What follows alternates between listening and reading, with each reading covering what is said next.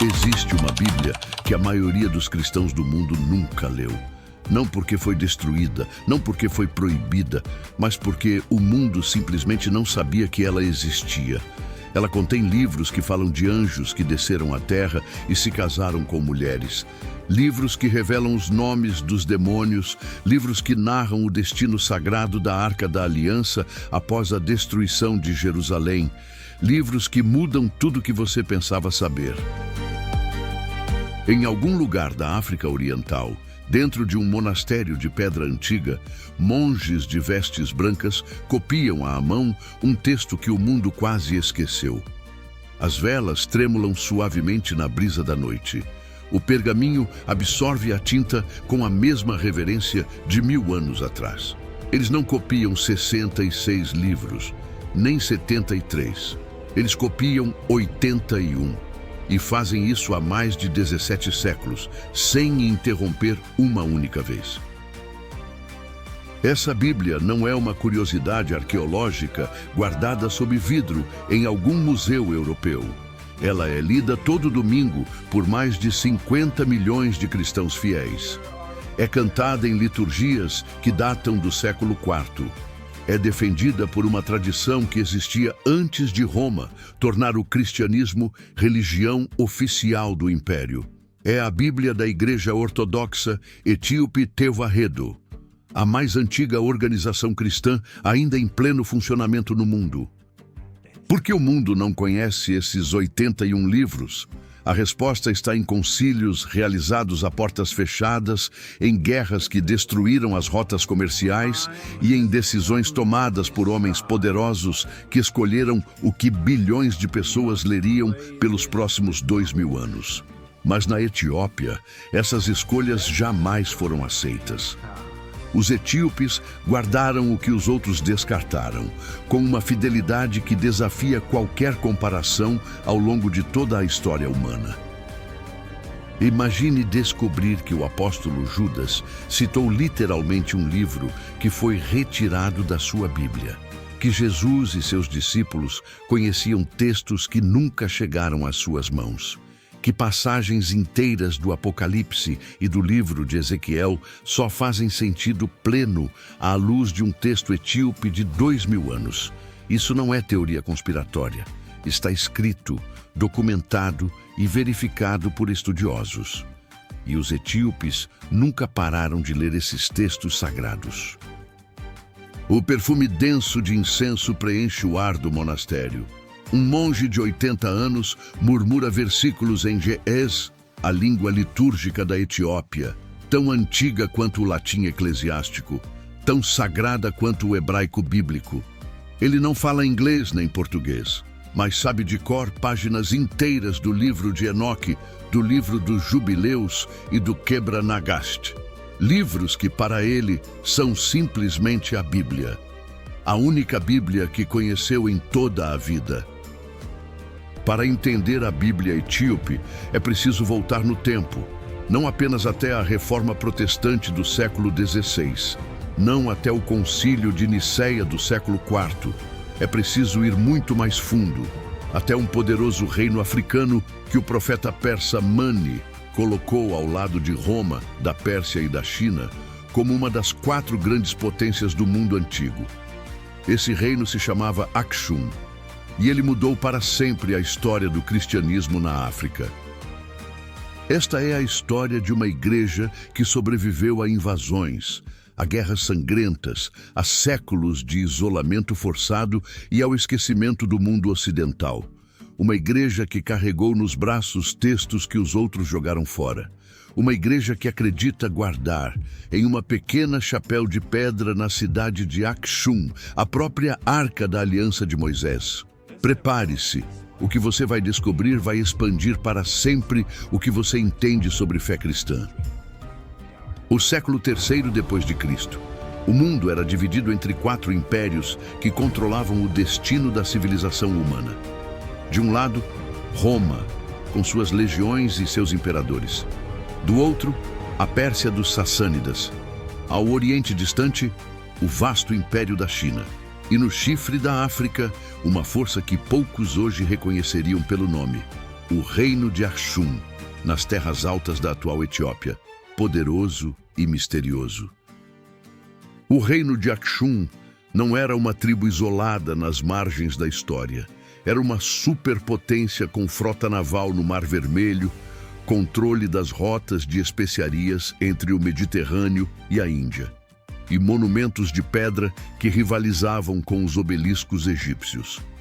O rei Mani, fundador do maniqueísmo, registrou: existem 4 grandes reinos no mundo: Roma, Pérsia, Akshum e China, nessa ordem exata. Akshum era o 4º poder do mundo antigo. Foi nesse reino poderoso que o cristianismo chegou de uma maneira extraordinária. Por volta do ano 316, um filósofo cristão de Tiro, chamado Merópios, navegava pelo Mar Vermelho com seus 2 sobrinhos, Frumêncio e Edésio. Quando o navio ancorou para provisões, uma tribo local atacou a embarcação. Merópios morreu.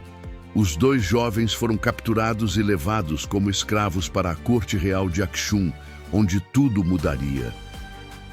Frumêncio e Edésio eram jovens cultos e extraordinariamente inteligentes.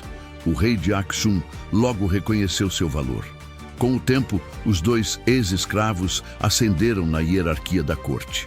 Edésio tornou-se copeiro do rei e Frumêncio seu secretário e tesoureiro. Quando o rei morreu, a rainha pediu que ambos permanecessem para ajudar a governar durante a menoridade dos príncipes Ezana e Seazana, 2 escravos cristãos moldando o futuro de um império inteiro. Durante os anos em que serviu na corte, Frumêncio abriu espaço discretamente para que mercadores cristãos se reunissem para orar. Não impôs a fé, apenas criou condições para que ela florescesse. Quando recebeu permissão para partir, Frumêncio não foi direto para casa. Foi a Alexandria, onde encontrou Atanásio, o grande bispo que havia defendido a divindade de Cristo no concílio de Niceia e que mudaria o destino da Etiópia. Frumêncio contou tudo a Atanásio: a abertura na corte axumita, os mercadores cristãos que oravam em silêncio, a oportunidade histórica. Atanásio tomou uma decisão surpreendente. Consagrou o próprio Frumêncio como primeiro bispo de Akshum. Era o ano 328. Frumêncio retornou à Etiópia com título e missão. Os etíopes o chamaram de Abba Salama, Pai da Paz. E a história do cristianismo africano começou de verdade. O príncipe Ezana havia crescido sob a influência silenciosa desses 2 homens. Quando se tornou rei, recebeu o batismo das mãos de Frumêncio. O que aconteceu depois foi absolutamente sem precedente. Em torno do ano 330, Ezana declarou o cristianismo religião oficial do reino de Akshum, 50 anos antes de Roma fazer o mesmo. Akshum foi o 2º estado cristão da história mundial, após a Armênia, e o primeiro em toda a África. A conversão do rei Ezana não foi apenas política, transformou a própria identidade visual do reino. As moedas de Akshum, que traziam o símbolo do crescente lunar, passaram a ostentar a cruz cristã gravada no metal. Inscrições em pedra celebrando vitórias militares passaram a glorificar o Deus cristão. O reino mais poderoso da África havia mudado de alma e gravou essa mudança permanente no próprio dinheiro que circulava por todo o império. A fé havia chegado ao poder, mas os textos sagrados ainda precisavam ser traduzidos. Por mais de um século após a conversão de Ezana, a Bíblia permaneceu em grego, acessível apenas à elite letrada. Foi então que uma nova onda chegou à Etiópia.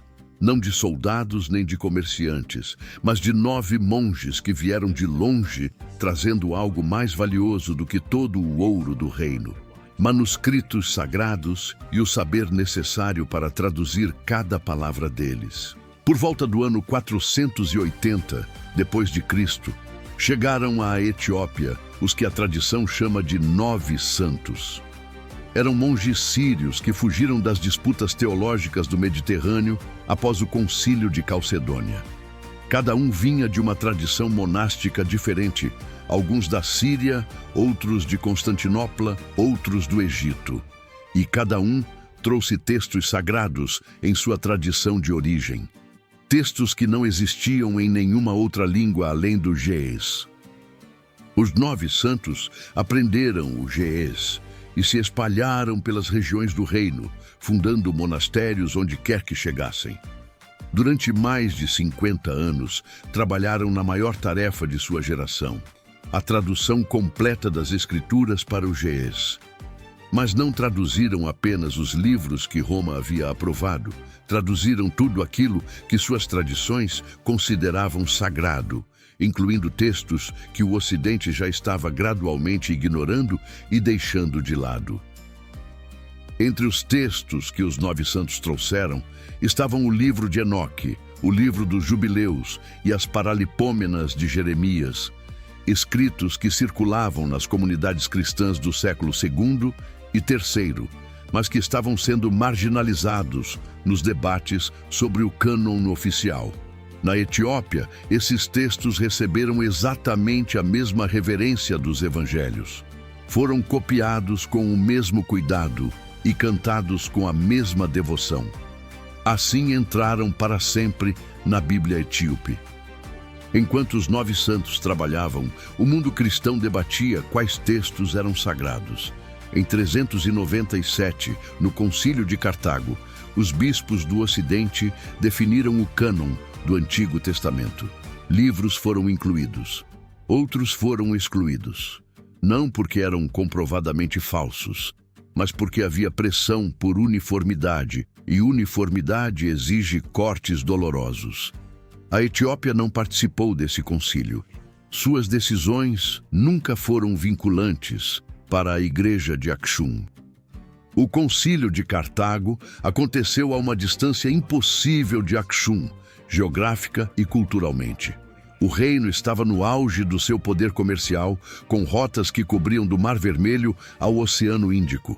Os bispos etíopes não cruzavam o Mediterrâneo para sentar em concílios romanos. A decisão sobre o cânon foi tomada sem eles e sem seus textos. Quando o mundo ocidental fechou a lista dos livros sagrados, a Etiópia simplesmente continuou lendo o que sempre havia lido.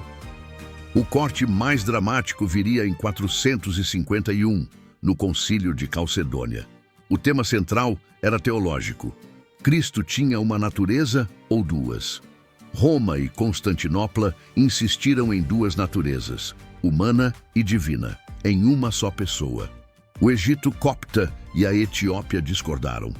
Para eles, Cristo tinha uma única natureza unificada pelo mistério da encarnação.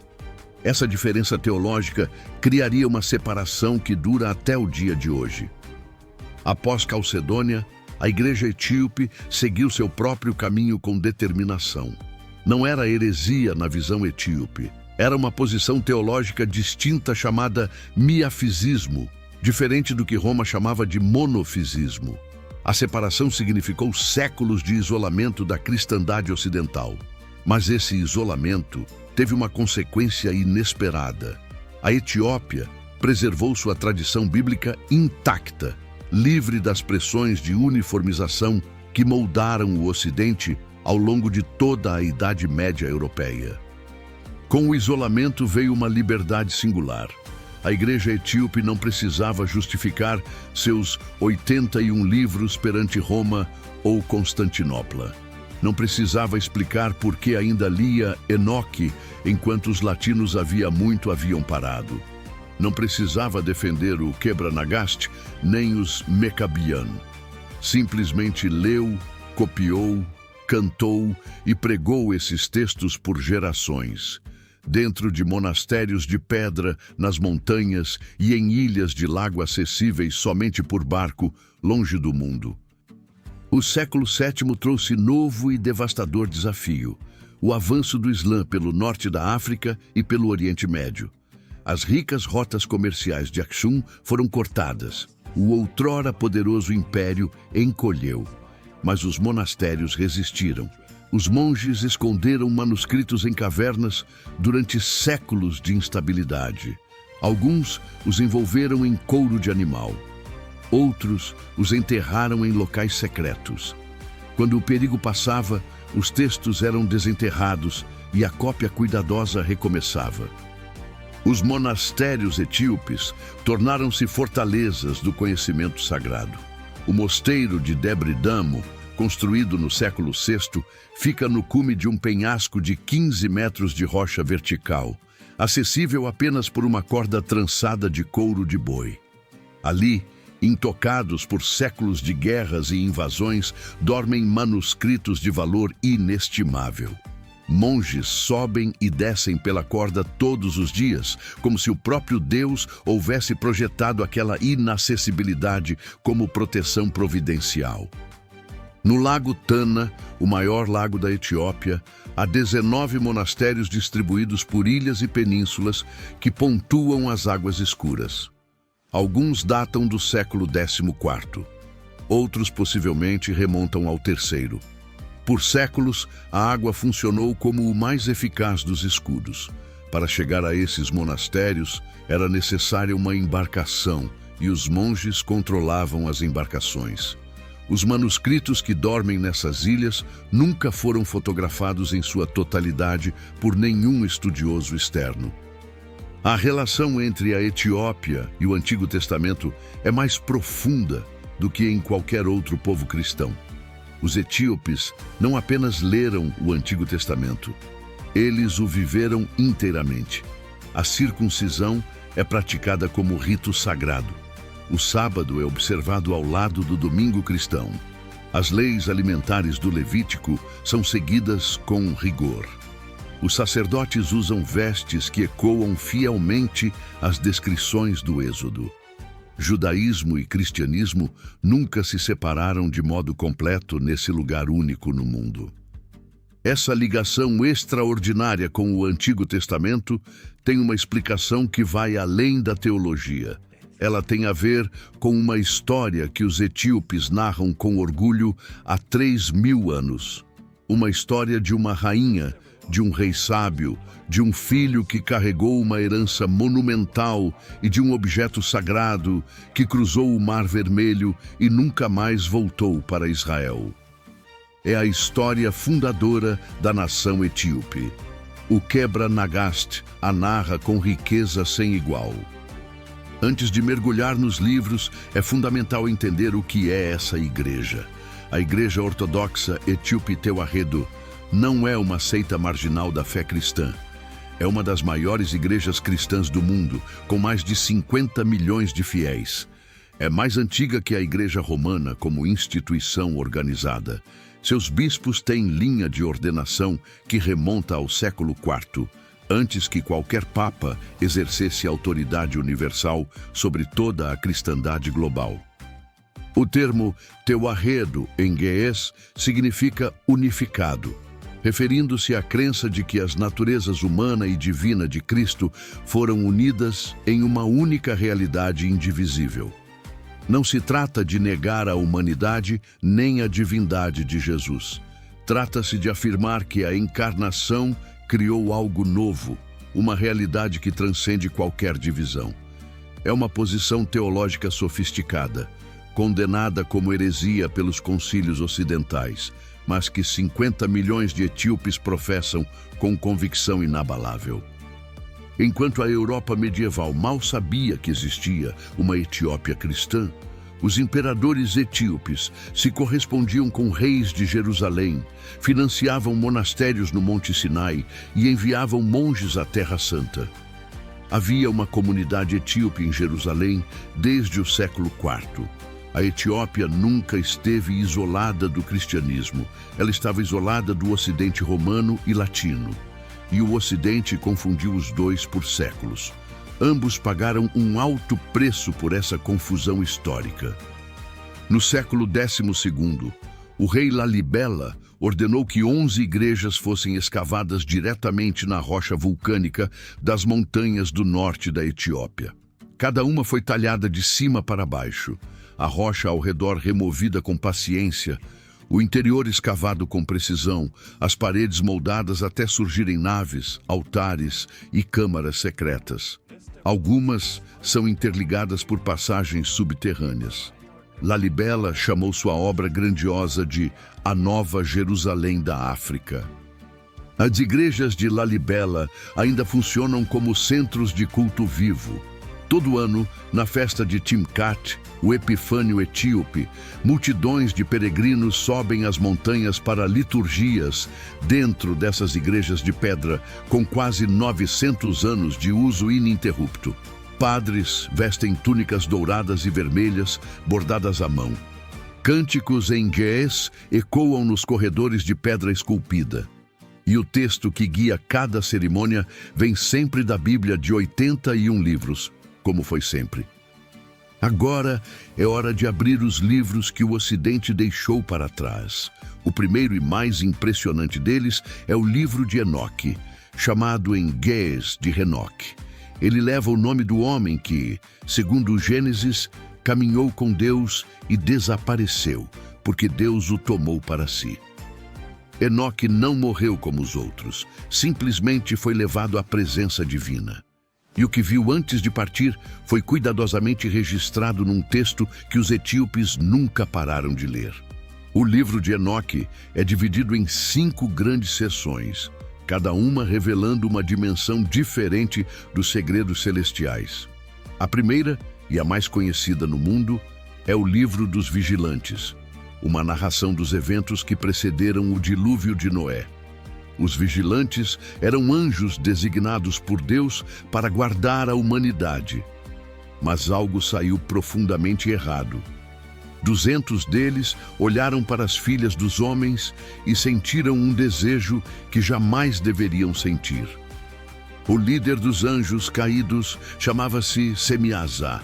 Reuniu os 200 no cume do Monte Hermon e ali fizeram juramento. Desceriam juntos, tomariam esposas entre as mulheres humanas e enfrentariam coletivamente as consequências. O texto lista os nomes dos líderes: Azazel, Sariel, Racael, cada um com sua especialidade na corrupção da humanidade. Azazel ensinou os homens a forjar armas de guerra. Outros ensinaram encantamentos e sedução proibida. Das uniões entre os vigilantes e as mulheres humanas nasceram os Nefilim, gigantes de proporções extraordinárias e apetites destrutivos. O texto descreve criaturas que consumiram tudo o que a terra produzia, e quando o alimento se esgotou, voltaram-se com violência contra os próprios humanos. A maldade que o Gênesis menciona antes do dilúvio era grande a maldade do homem na terra. O livro de Enoque explica com detalhe que os etíopes leram por 2 milênios. Quando o clamor da humanidade atingiu os céus, 4 arcanjos intercederam: Miguel, Rafael, Uriel e Gabriel. Cada um recebeu uma missão. Rafael foi encarregado de ligar Azazel de mãos e pés e lançá-lo numa fossa escura no deserto. Miguel deveria punir Semiasa. Gabriel recebeu a ordem de destruir os filhos dos vigilantes entre si. E Uriel foi enviado com urgência para avisar Noé sobre o dilúvio que se aproximava inevitavelmente. O que o livro de Enoque faz com maestria é conectar os pontos que o Gênesis deixa em aberto. Por que Deus mandou o dilúvio? O Gênesis diz que a maldade era grande. Enoque diz de onde veio essa maldade. Por que existiam gigantes na terra antes do dilúvio? Enoque explica sua origem. O que são os demônios que os evangelhos mencionam com frequência? Enoque responde: são os espíritos desencarnados dos Nefilim, condenados a vagar eternamente pela terra. A segunda grande seção é o livro das parábolas, e aqui as revelações tornam-se ainda mais extraordinárias. Enoque é transportado aos céus e contempla a sala do trono de Deus. O texto descreve um trono de cristal reluzente, rodas de fogo girando sem parar, incontáveis seres celestiais ao redor, e sentado à direita do ancião dos dias, uma figura que Enoque chama de o Filho do Homem, o mesmo título que Jesus usaria ao falar de si mesmo. A visão do Filho do Homem, em Enoque, é teologicamente impressionante. O texto declara que esse ser existia antes que o sol e as constelações fossem criados, antes que as estrelas do céu fossem feitas. Que seu nome foi pronunciado pelo ancião dos dias antes da criação do mundo, que todo julgamento eterno foi entregue a ele. Para os estudiosos do Novo Testamento, ler Enoque é como encontrar o rascunho original de conceitos que Jesus usava e que ninguém mais sabia de onde vinham. A conexão com o Novo Testamento é direta e documentada. O apóstolo Judas, autor da carta mais curta da Bíblia Ocidental, citou o livro de Enoque palavra por palavra.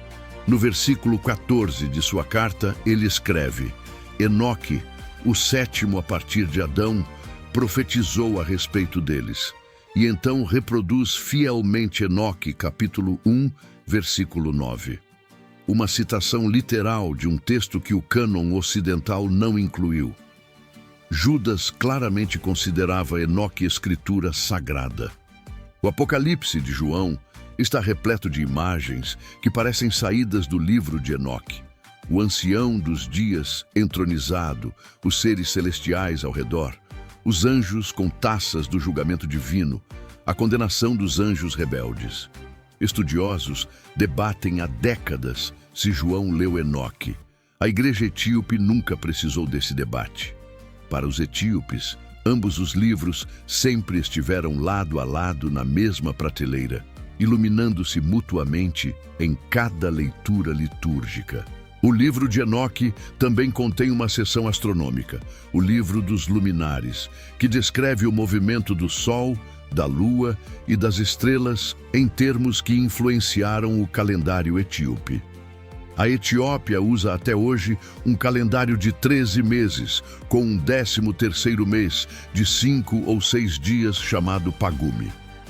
Esse calendário, enraizado nas tradições de Enoque e dos jubileus, faz com que a Etiópia celebre o Natal em 7 de janeiro, diferente de todo o mundo cristão ocidental.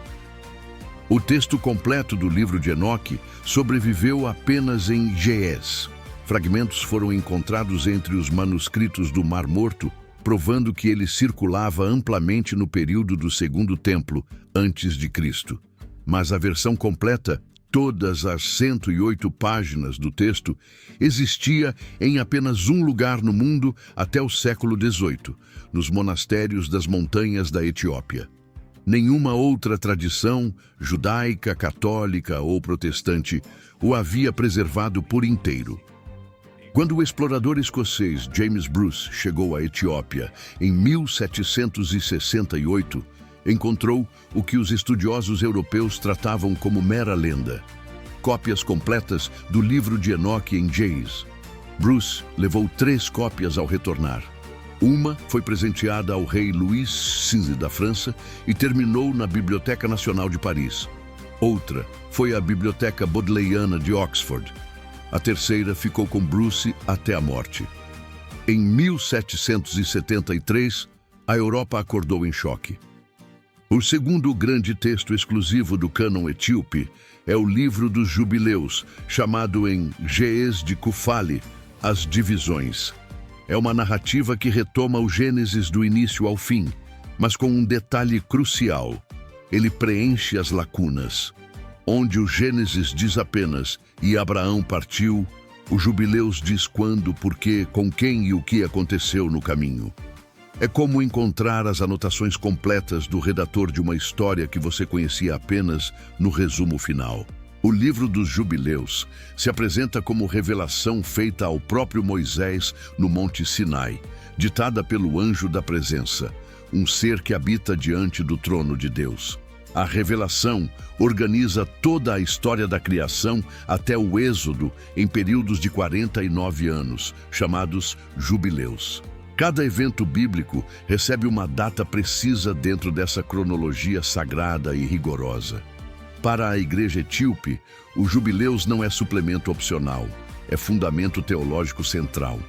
Um dos elementos mais fascinantes dos Jubileus é sua angelologia elaborada. O texto fala de 4 categorias de anjos: os anjos da presença, os anjos das santificações, os anjos guardiões de indivíduos e os anjos que presidem os fenômenos da natureza. Cada nação na Terra tem um anjo guardião designado. Cada pessoa também tem o seu. Esse universo angelológico riquíssimo moldou de forma profunda toda a espiritualidade etíope ao longo dos séculos. Os jubileus também apresentam uma versão alternativa da queda dos anjos, diferente do relato de Enoque. Segundo a versão etíope, os anjos que pecaram eram os descendentes de Sete, os filhos de Deus, mencionados no Gênesis 6. E as mulheres com quem se uniram eram filhas de Caim, os descendentes do assassino. O texto etíope insiste nessa leitura distinta, criando uma teologia do pecado coletivo que moldará toda a narrativa sagrada subsequente. Os manuscritos do Mar Morto, descobertos em 1947 nas cavernas de Qumran, confirmaram algo de capital importância. Fragmentos do livro dos Jubileus foram encontrados ali, entre os pergaminhos dos essênios. Isso prova que o Jubileus existia antes de Cristo, era sagrado para importantes comunidades judaicas e certamente circulava no universo cultural em que Jesus cresceu e ministrou. Os etíopes guardaram algo que o resto do mundo perdeu. A teologia do tempo sagrado nos Jubileus influenciou profundamente a igreja etíope. O texto insiste que o tempo pertence a Deus, que os dias de festa e de jejum não são sugestões opcionais, mas parte da estrutura fundamental do cosmos criado. A igreja etíope tem um dos calendários litúrgicos mais densos de todo o cristianismo, mais de 200 dias de jejum por ano, num ritmo que, segundo a tradição, ecoa a própria ordem celeste descrita no livro dos Jubileus. O terceiro grande texto exclusivo da Bíblia etíope é o Quebra Nagast, a Glória dos Reis. Compilado em sua forma atual no século XIV, ele reivindica tradições muito mais antigas. Dividido em 117 capítulos, começa com um debate entre os pais da Igreja no Concílio de Niceia e termina com profecias do fim dos tempos. Mas o coração do livro é uma história de sabedoria, de amor e de uma herança que cruzou o oceano e mudou o mundo etíope para sempre. A rainha de Sabá, chamada Maqueda no Quebra Nagast, governava um reino de riquezas inimagináveis. Ouvindo as histórias da sabedoria do rei Salomão em Jerusalém, ela organizou uma expedição de 6 meses de jornada pelo deserto. Chegou com uma caravana de camelos carregados de ouro, de prata e de especiarias raras. Mas o que buscava não era comércio, era conhecimento. Era o Deus de Israel, a divindade que havia transformado Salomão no homem mais sábio da terra. Salomão e Maqueda passaram meses em conversação profunda sobre Deus, sobre o cosmos, sobre a lei e sobre a justiça.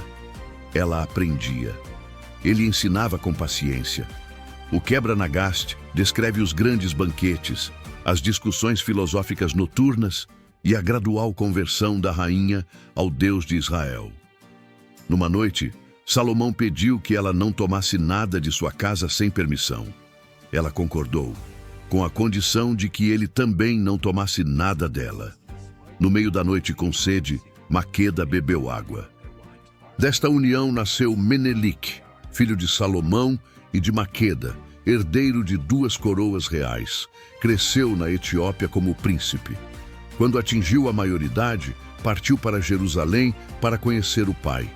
Salomão o reconheceu e quis que ficasse como herdeiro do trono de Israel. Menelik recusou. Seu lugar era na Etiópia. Mas ao partir de volta, segundo o Quebra Nagast, algo aconteceu que os etíopes narram com reverência até os dias de hoje. O texto narra que os companheiros de Menelik, filhos dos sacerdotes do templo, removeram a Arca da Aliança durante a noite e colocaram em seu lugar uma réplica exata. Menelik só descobriu o ocorrido depois de já estar longe de Jerusalém, cruzando o Mar Vermelho. Mas o Quebra-Nagast insiste que não foi furto, foi vontade divina. Um anjo havia permitido. O Deus de Israel havia escolhido a Etiópia como novo lar de sua presença entre os homens. Para os etíopes, o Quebra-Nagast não é apenas literatura sagrada. É a certidão de nascimento espiritual de toda uma nação. Explica por que a Etiópia é o único país africano que resistiu com sucesso à colonização europeia. Explica por que os imperadores se intitulavam Leão de Judá e Rei dos Reis, títulos diretos da linhagem de Salomão. Explica por que 50 milhões de pessoas celebram o Tinkat, como se o êxodo de Israel fosse a própria história deles. A arca, segundo a tradição etíope guardada por séculos, repousa até hoje na cidade de Aksum, protegida dentro da pequena chapéu da Tablet, adjacente à grande igreja de Nossa Senhora Maria de Sião. Apenas um único sacerdote no mundo pode entrar nessa chapéu. Esse sacerdote é escolhido para a vida inteira. Quando morre, outro é escolhido. Ele nunca abandona o recinto sagrado. Vive, ora e morre ao lado da arca. Nenhum outro ser humano afirma tê-la visto diretamente. Os 3 livros de Mecabian são talvez os textos mais desconhecidos da Bíblia etíope fora da própria Etiópia. Chamados imprecisamente de Macabeus etíopes, eles não têm nenhuma relação com os livros de Macabeus da Bíblia católica. São textos completamente diferentes, com personagens próprios, histórias originais e uma teologia especificamente etíope. Não existe paralelo nesses textos em nenhuma outra tradição cristã ou judaica em qualquer parte do mundo. O primeiro Mecabian começa com um homem da tribo de Benjamim chamado Macabeus. Seus 3 filhos, Abias, Selá e Pantera, recusam-se a adorar os ídolos de um rei tirano e são torturados por isso. Mais adiante, 2 irmãos, Judá e Mecabis, lideram uma revolta vitoriosa contra um rei cruel chamado Acrandes de Midian. São histórias de fé, de martírio e de coragem que não têm paralelo em qualquer outra tradição bíblica conhecida no mundo cristão. O que torna o segundo Mecabian único em toda a literatura bíblica é a inversão surpreendente que ele opera. O inimigo vira herói. O livro começa com um rei de Moabe chamado Mecabis, um perseguidor, não um mártir. Mas ao longo da narrativa, esse rei encontra a realidade do Deus de Israel e reconhece o vazio de seus ídolos. Um profeta chamado Rei lhe ensina a lei de Deus. O rei pagão se converte completamente. Uma história que nenhuma outra Bíblia conta. O terceiro Mecabian é o mais filosófico dos 3. Abandona a narrativa de batalhas e assume o tom de um sermão meditativo. Usando figuras como Adão, Davi e Jó, o texto constrói uma reflexão sobre salvação, punição e arrependimento. Para o leitor etíope, o conjunto dos 3 Mecabian é uma teologia completa em forma de história, uma maneira de pensar sobre o pecado e a graça que não existe em nenhum outro texto, em qualquer outra tradição cristã do mundo. As Paralipômenas de Jeremias, também conhecidas como Quarto Baruque, narram o que aconteceu com o profeta Jeremias e seu fiel secretário Baruque durante e após a destruição de Jerusalém pelos babilônios. O título significa Coisas Deixadas de Fora do livro de Jeremias. O Senhor revela a Jeremias que Jerusalém vai cair, mas que as vestes sagradas do templo não podem ser profanadas pelos invasores. Jeremias deve agir rapidamente antes que tudo seja perdido. Jeremias obedece.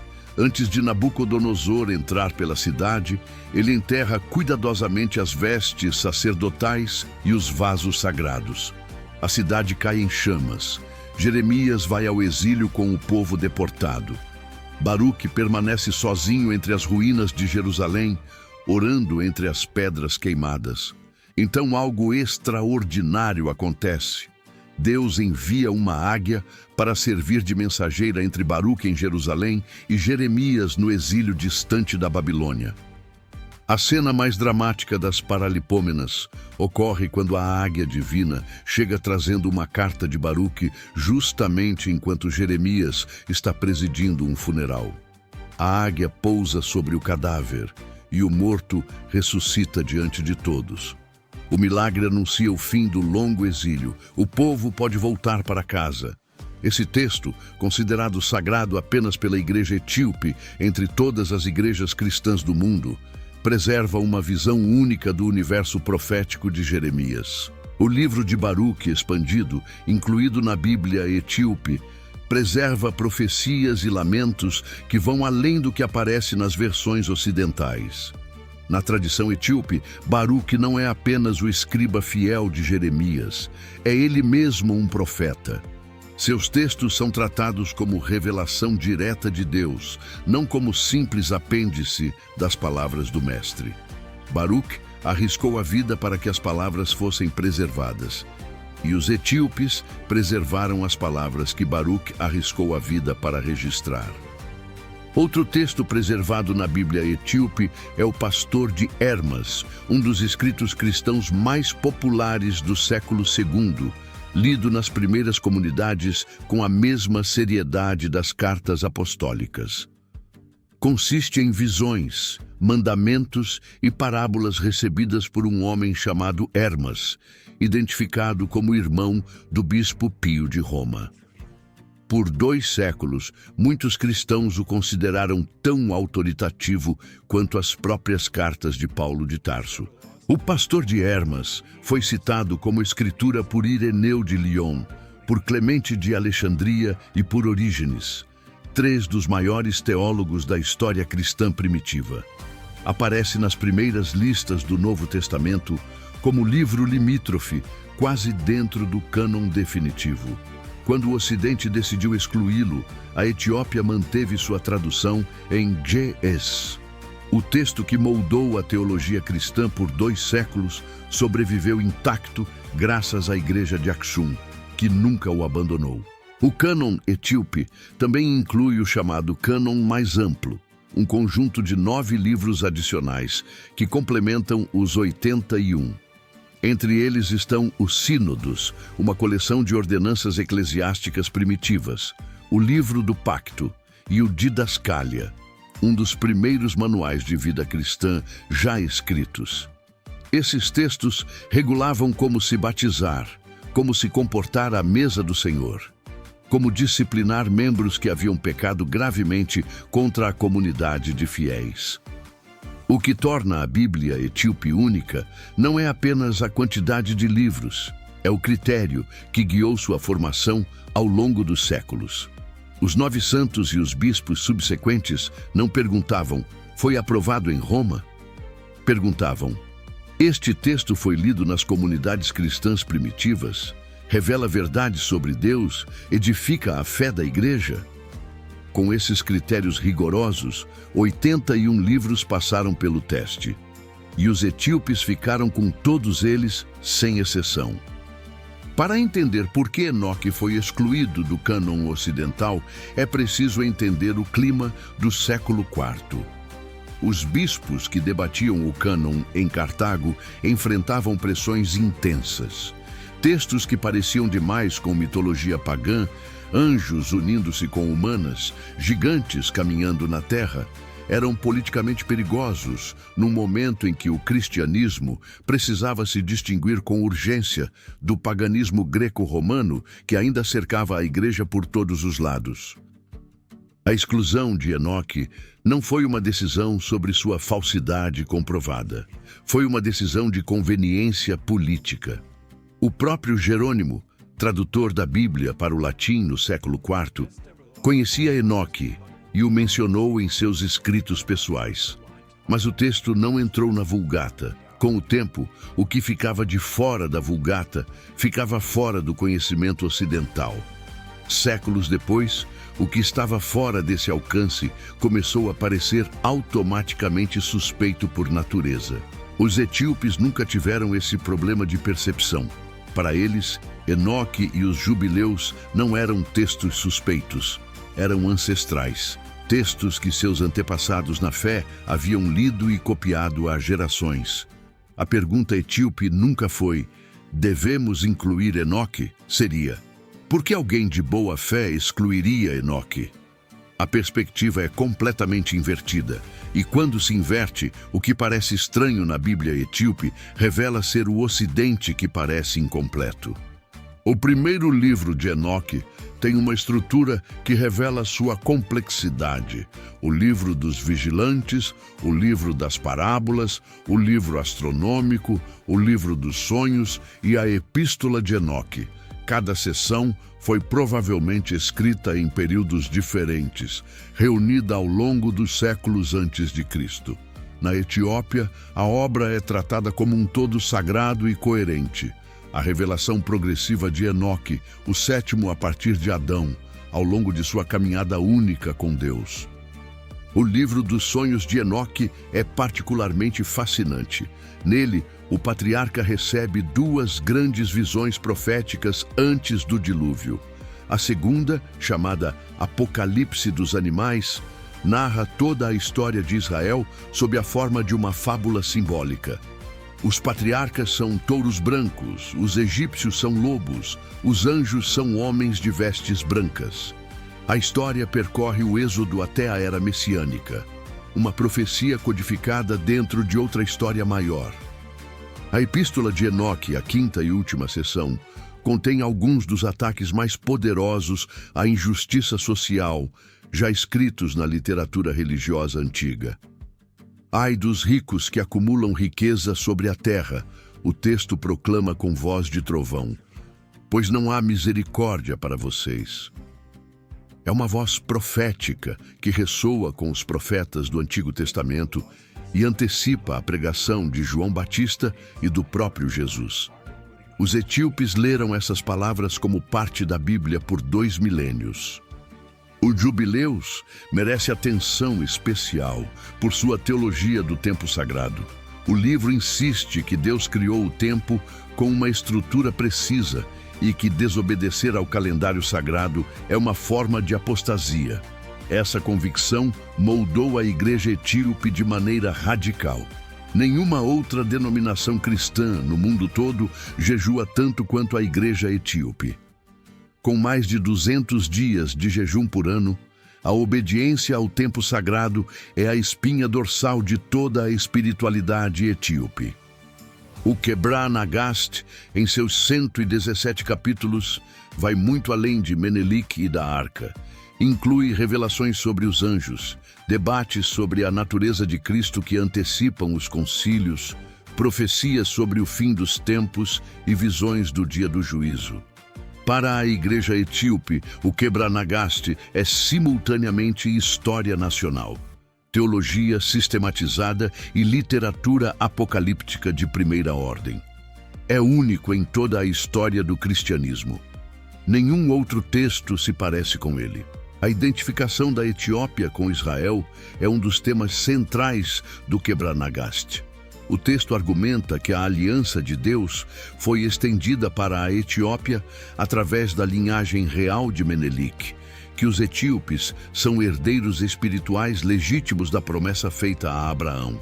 Isso não é visto como substituição do Israel judaico, é visto como extensão generosa da graça divina a uma nova nação, preparando o caminho para a chegada do Cristo prometido desde os primórdios da criação. Outra dimensão reveladora dos livros exclusivos etíopes é sua extraordinária riqueza narrativa. Enquanto os textos ocidentais frequentemente elipsam eventos e deixam personagens sem nome, os textos etíopes preenchem essas lacunas com histórias vívidas. Sabemos os nomes dos anjos que servem a Deus. Sabemos o que aconteceu com Baruque após a queda de Jerusalém. Sabemos o nome da mãe de Menelik e como ela sentiu a partida do filho para conhecer o pai-rei. A riqueza dos textos etíopes não é invenção tardia de escritores medievais. Os fragmentos de Qumran, os manuscritos do Mar Morto, Incluem porções de Enoque, de Jubileus e de outros textos que circulavam no mundo judaico pré-cristão. Isso significa que as tradições preservadas pelos etíopes são parte central do universo espiritual em que Jesus, Paulo e todos os apóstolos cresceram e ensinaram.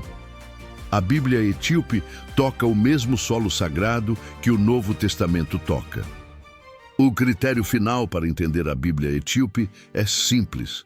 Ela foi formada por uma igreja que nunca aceitou que outros, de longe, decidissem o que ela deveria ler.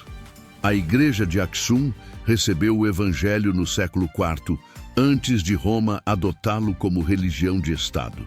Recebeu manuscritos dos 9 santos no século V. Sobreviveu a invasões, ao isolamento e ao esquecimento. E saiu do outro lado com 81 livros completamente intactos. Isso não é acidente, é fidelidade. Em um monastério nas montanhas de Tigray, no norte da Etiópia, guardados em uma sala com janelas pequenas e sentinelas armadas, repousam os mais antigos manuscritos cristãos ilustrados que sobreviveram em qualquer lugar do mundo.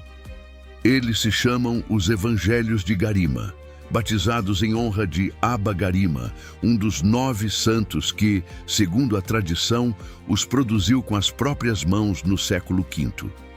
A ciência, porém, foi ainda mais longe do que a tradição havia imaginado. A datação por radiocarbono dos Evangelhos de Garima revelou algo impressionante para o mundo acadêmico. O manuscrito chamado Garima II data de aproximadamente 390 a 570 depois de Cristo. O outro, Garima I, é ligeiramente mais recente. São, portanto, os manuscritos cristãos ilustrados mais antigos que sobreviveram em qualquer lugar do mundo. Nenhuma biblioteca europeia e nenhum museu do Vaticano possui algo que chegue perto disso. Os Evangelhos de Garima são escritos em ge'ez, sobre pergaminho de couro de cabra. Garima II tem 322 páginas, com 17 páginas totalmente iluminadas. Retratos dos evangelistas e de Eusébio de Cesareia. A arte exibe características do estilo bizantino tardio, com influências do Egito copta, da Núbia e do Iêmen. É testemunho das conexões culturais extraordinárias de Aksum com o mundo antigo em seu auge. O estilo é único e nunca foi reproduzido. A capa de Garima I pode ser o encadernado mais antigo ainda preso ao seu livro original em todo o mundo. É de cobre dourado, provavelmente contemporânea do manuscrito, o que significa que acompanha o livro há entre 400 e 500 anos. A capa de Garima II é de prata e data dos séculos X ao XII. Ambos os manuscritos passaram por conservação científica financiada pelo Ethiopian Heritage Fund, britânico no início do século XXI. Como esses manuscritos sobreviveram 15 séculos intactos? Uma combinação de devoção inabalável, de geografia providencial e, diriam os monges, de proteção divina explícita. Durante os séculos em que o norte da Etiópia foi ocupado por forças inimigas, do século IX ao XIV, os monges do Abba Garima esconderam os manuscritos em cavernas nas encostas rochosas. Quando a ameaça passou, os textos foram desenterrados. A memória de onde estavam nunca foi perdida.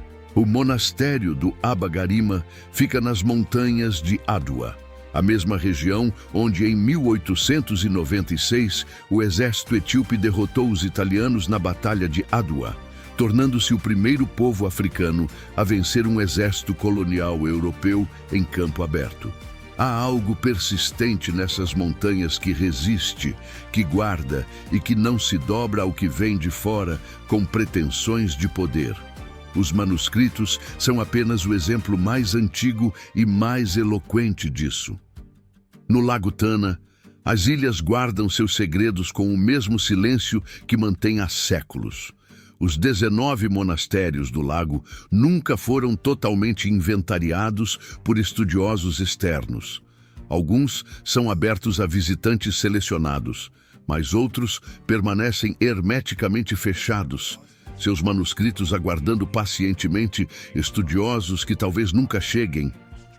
O lago, com seus hipopótamos e suas águas escuras, é um guardião mais eficaz do que qualquer muro de pedra jamais poderia ser. O monastério de Tanakirkos guarda tradições que afirmam que a própria Arca da Aliança permaneceu ali por 800 anos antes de ser levada a Aksum por Menelik.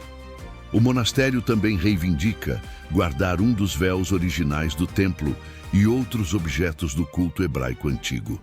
Estudiosos externos jamais puderam verificar essas afirmações com precisão.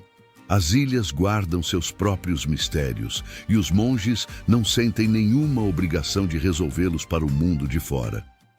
Debre Damo é o monastério mais difícil de acessar em toda a Etiópia. Construído no século VI sobre um penhasco de 15 metros de rocha lisa e vertical, a única forma de chegar é escalar uma corda de couro com a ajuda de um monge que puxa lá de cima. Mulheres nunca podem entrar, nem mesmo fêmeas de animais são permitidas no recinto. Apenas homens e os textos preciosos que eles guardam com a própria vida e com a alma inteira de cada geração. Em Debre Damo, os monges não apenas guardam manuscritos, eles os produzem ativamente. Copiam, traduzem, iluminam com tinta dourada. A tradição viva da produção manuscrita continua sem interrupção. Monges sentados em silêncio ao redor de tábuas de madeira, penas de cálamo mergulhadas em tinta feita de raízes e minerais locais, traçando com precisão caracteres em ge'ez sobre pergaminho de couro animal. É o mesmo processo que os 9 santos usaram 15 séculos atrás. James Bruce era um escocês rico, aventureiro e extraordinariamente curioso. Em junho de 1768, chegou a Alexandria com um objetivo declarado: descobrir a nascente do Nilo.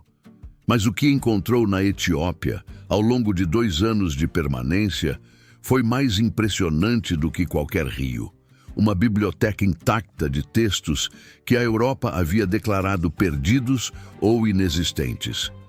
Bruce aprendeu ge'ez, copiou manuscritos, fez amizade com monges. Quando partiu da Etiópia, Bruce levou consigo 3 cópias completas do livro de Enoque. O texto, que estudiosos europeus conheciam apenas por citações fragmentadas em outros escritos, mas que nunca havia chegado fisicamente a nenhuma universidade do Ocidente. Em 1773, retornou à Europa com esses pergaminhos. O mundo dos estudos bíblicos jamais seria o mesmo. O que a Etiópia havia guardado por séculos estava prestes a mudar tudo. A reação da Europa ao retorno de Bruce foi de ceticismo mordaz. Os especialistas não acreditavam que ele havia encontrado o livro de Enoque completo. Acusaram-no de mentira e de exagero fantasioso. Bruce ficou profundamente ofendido. Morreu em 1794 sem ver sua descoberta reconhecida em vida. Mas quando suas cópias foram finalmente traduzidas e publicadas, os estudiosos reconheceram com surpresa. Era genuíno e havia estado na Etiópia o tempo todo. A tradução inglesa do livro de Enoque, feita por Richard Lawrence e publicada em 1821, abriu uma nova era nos estudos bíblicos. Pela primeira vez, teólogos podiam ler o texto que o apóstolo Judas havia citado palavra por palavra. O que descobriram foi perturbador em sua profundidade. O universo angelológico de Enoque fornecia o contexto para passagens do Novo Testamento que pareciam obscuras sem ele.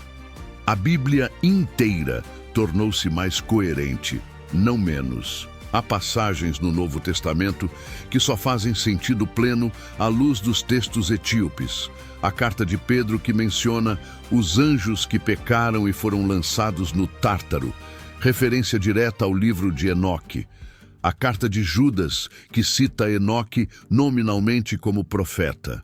as visões do Apocalipse com o ancião dos dias e as hostes angelicais, todos ecos de imagens que Enoque descreveu com detalhe 2 séculos antes de Cristo nascer em Belém da Judéia. No 19º de janeiro de cada ano, ou 20 nos anos bissextos, a Etiópia celebra o Timkat, o Epifânio, que comemora o batismo de Jesus no Rio Jordão.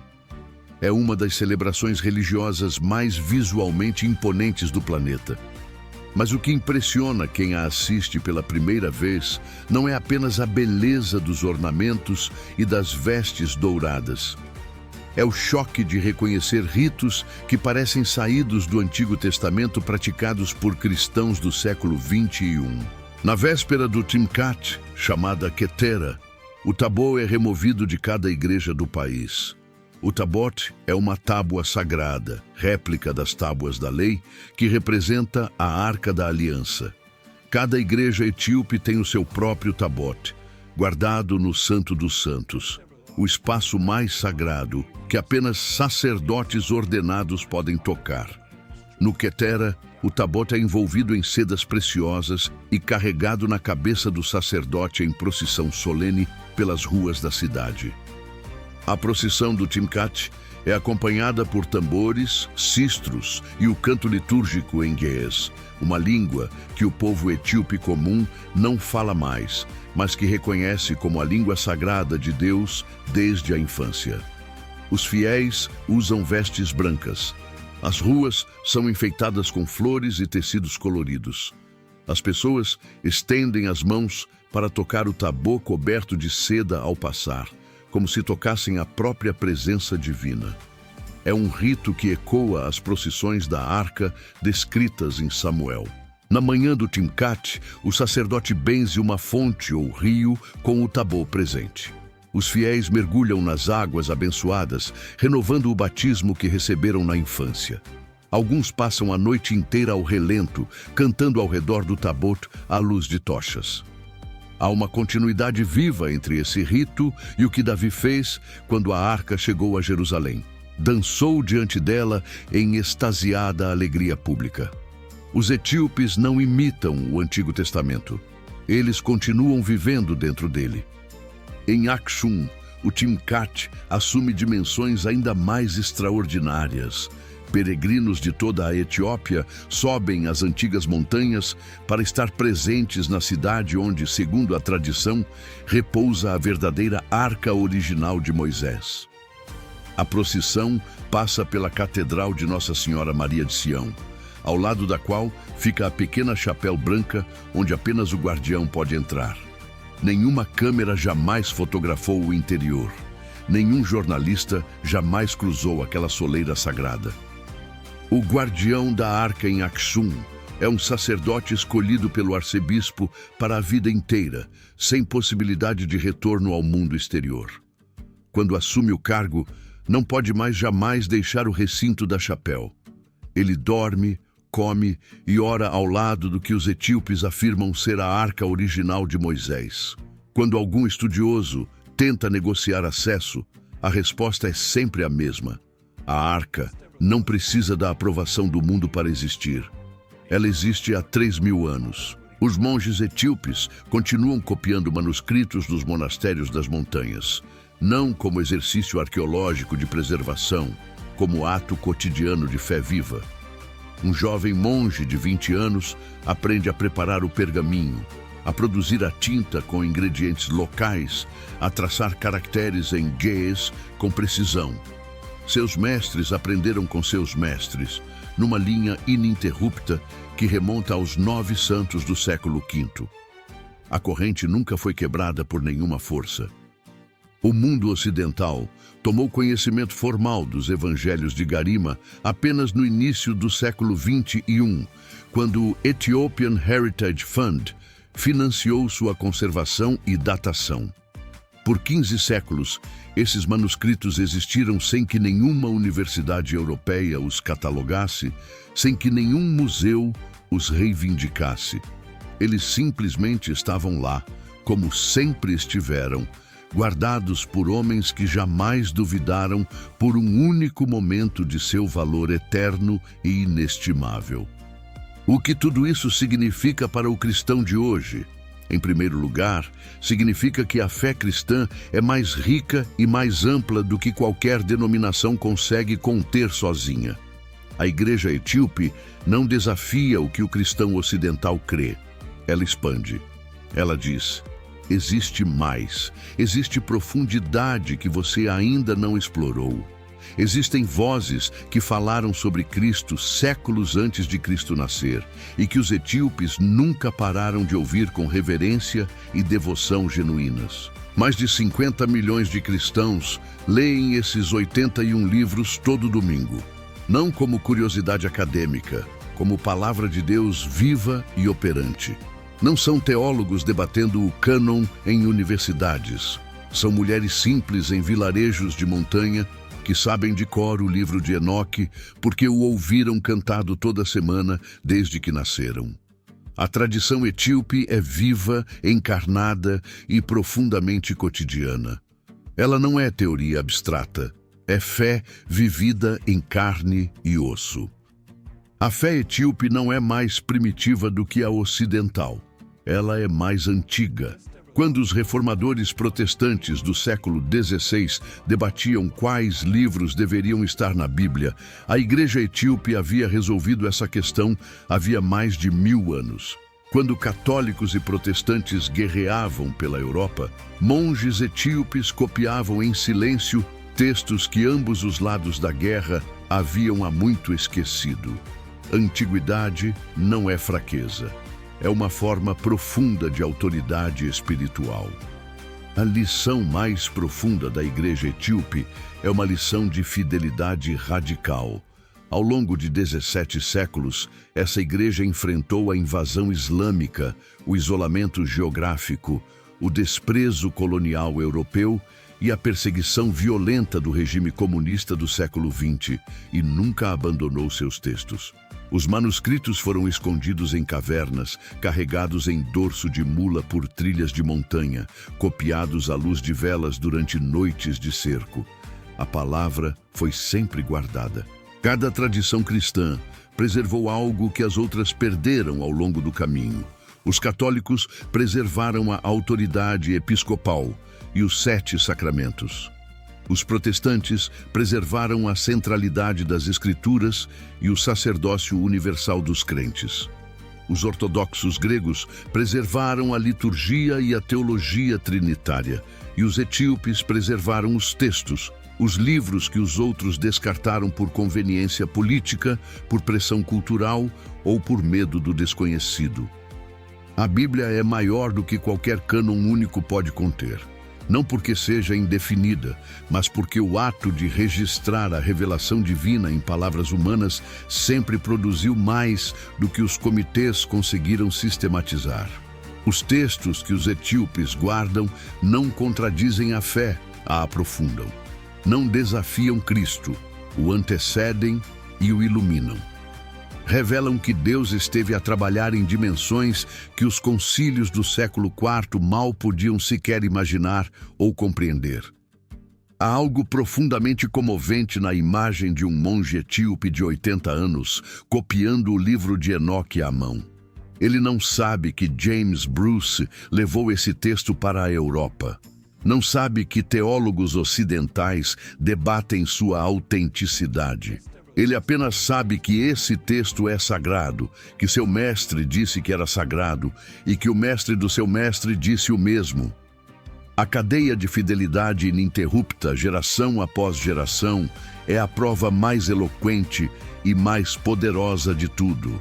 A Igreja Etíope tem mais de 50 milhões de fiéis ativos. É uma das maiores denominações cristãs do mundo. Cresceu nos últimos 50 anos a uma taxa que desafia as estatísticas de declínio do cristianismo ocidental. Talvez não seja coincidência. Talvez haja algo nos 81 livros que nutre a fé de um modo que os 66 não conseguem por si só. Não porque os outros são errados, mas porque todos juntos, em conjunto, são mais completos. A cidade de Aksum permanece o coração espiritual da Etiópia. Seus obeliscos de pedra de 2000 anos ainda se erguem contra o céu azul das manhãs africanas. A Catedral de Nossa Senhora Maria de Sião, reconstruída inúmeras vezes, mas sempre no mesmo local sagrado, recebe peregrinos de toda a Etiópia. E ao lado da catedral, a pequena chapel branca, onde ninguém além do guardião pode entrar, onde algo aguarda há milênios, silencioso, guardado, presente. O mundo está a redescobrir os textos que a Etiópia nunca perdeu. As universidades traduzem Enoque em dezenas de idiomas. Os pesquisadores debatem o Quebra-Nagast com crescente interesse em todo o globo. Jovens cristãos buscam o livro dos jubileus com sede de profundidade espiritual. Mas para 50 milhões de etíopes, isso não é redescoberta. É simples continuidade. É o que sempre foi. O que vale a pena guardar merece ser guardado para sempre, geração após geração. Você chegou até aqui porque sentiu que havia mais além do que conhecia, que a fé que você professava era real, mas talvez incompleta em sua perspectiva. Que em algum lugar da história havia testemunhos que não foram apagados. Você estava certo. A igreja mais antiga do mundo os guardou por 17 séculos para que gerações futuras pudessem encontrá-los. A Bíblia de 81 livros não é alternativa à sua fé, é um convite para ir mais fundo nela. Se este vídeo abriu uma porta que você não sabia que existia, compartilhe com alguém que também está buscando com honestidade. Inscreva-se no canal para continuar essa jornada pelos textos e pelas histórias que os primeiros cristãos conheciam e que o mundo quase deixou cair no esquecimento. A cada semana, um novo mergulho nas profundezas da fé. Porque a história de Deus é mais vasta do que qualquer versão humana conseguiu guardar sozinha. E juntos podemos explorar o que restou.